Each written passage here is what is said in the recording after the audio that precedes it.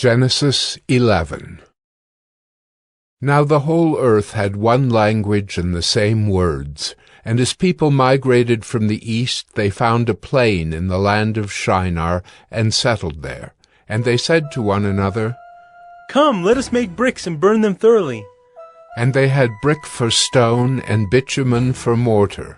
Then they said, "Come, let us build ourselves a city and a tower with its top in the heavens, and let us make a name for ourselves, lest we be dispersed over the face of the whole earth."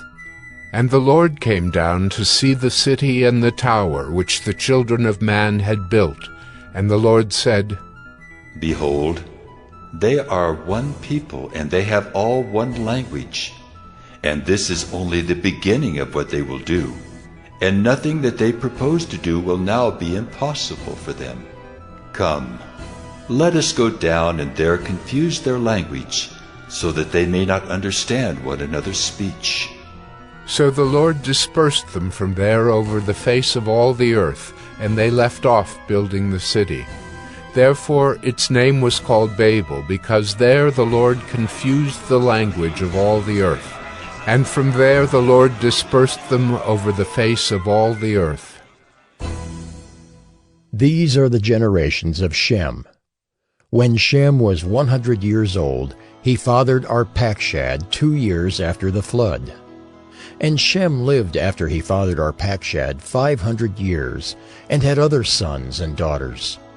When Arpachshad had lived 35 years, he fathered Shelah. And Arpachshad lived after he fathered Shelah 403 years, and had other sons and daughters. When Shelah had lived 30 years, he fathered Eber. And Shelah lived after he fathered Eber 403 years, and had other sons and daughters. When Eber had lived 34 years, he fathered Peleg. And Eber lived after he fathered Peleg 430 years, and had other sons and daughters. When Peleg had lived 30 years, he fathered Reu. And Peleg lived after he fathered Reu 209 years, and had other sons and daughters. When Reu had lived 32 years, he fathered Serug. And Reu lived after he fathered Serug 207 years, and had other sons and daughters. When Serug had lived 30 years, he fathered Nahor. And Serug lived after he fathered Nahor 200 years, and had other sons and daughters. When Nahor had lived 29 years, he fathered Terah.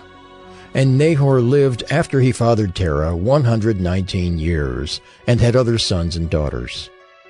When Terah had lived 70 years, he fathered Abram, Nahor, and Haran. Now these are the generations of Terah. Terah fathered Abram, Nahor, and Haran. And Haran fathered Lot. Haran died in the presence of his father Terah in the land of his kindred, in Ur of the Chaldeans. And Abram and Nahor took wives. The name of Abram's wife was Sarai, and the name of Nahor's wife Milcah, the daughter of Haran, the father of Milcah and Iscah.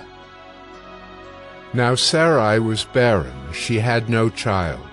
Terah took Abram his son, and Lot the son of Haran, his grandson, and Sarai his daughter-in-law, his son Abram's wife, and they went forth together from Ur of the Chaldeans to go into the land of Canaan. But when they came to Haran, they settled there. The days of Terah were 205 years, and Terah died in Haran.